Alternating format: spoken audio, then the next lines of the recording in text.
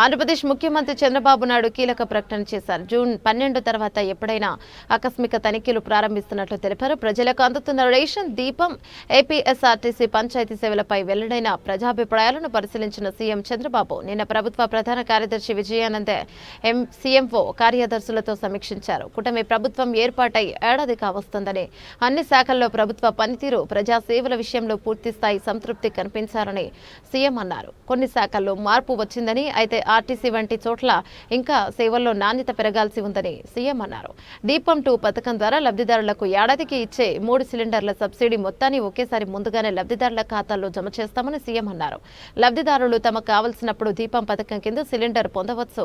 అయితే వారికి 3 సిలిండర్లకు ఇచ్చే మొత్తాన్ని ప్రభుత్వం ముందుగానే చెల్లిస్తుందన్నారు. రేషన్ సరుకుల పంపిణీపై అభిప్రాయాలు పరిశీలిస్తే మీరు ఈ నెల రేషన్ సరుకులు తీసుకున్నారా అని ప్రశ్నించగా 74% మంది అవునని, వాటి నాణ్యత ఎలా ఉంది అంటే బాగుందని 76% మంది చెప్పారన్నారు.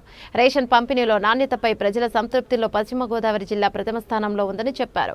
అదేవిధంగా గ్యాస్ డెలివరీ సమయంలో డబ్బులు డిమాండ్ చేస్తున్నారా అనే అంశంలో 62% మంది లేదని, పలు చోట్ల ఈ విషయంలో సమస్య ఉందని చెప్పారన్నారు. ఆర్టీసీ సేవల విషయంలో ప్రయాణికుల నుంచి ఆశించిన స్థాయిలో సంతృప్తి వ్యక్తం కాలేదని, ఈ విషయంలో అధికారులు మరింత ప్రభావవంతంగా పనిచేయాలని సీఎం ఆదేశించారు. బస్టాండ్లో త్రాగునీటి సౌకర్యం, టాయిలెట్ల నిర్వహణ విషయంలో ప్రయాణికుల నుంచి అసంతృప్తి వస్తోందని, దీన్ని సరిచేసుకోవాలని సీఎం సూచించారు. త్రాగునీటిపై 44%, టాయిలెట్లపై 55% మంది సంతృప్తి వ్యక్తం చేశారన్నారు. ఇక పంచాయతీ సేవల విషయానికి వచ్చేసరికి ఇంటి నుంచి చెత్త సేకరణ జరుగుతోందా అనే ప్రశ్నకు 60% మంది అవునని చెప్పారని, గతంలో పోల్చుకుంటే గ్రామీణ ప్రాంతాల్లో చెత్త సేకరణ మెరుగైందని సీఎం అన్నారు.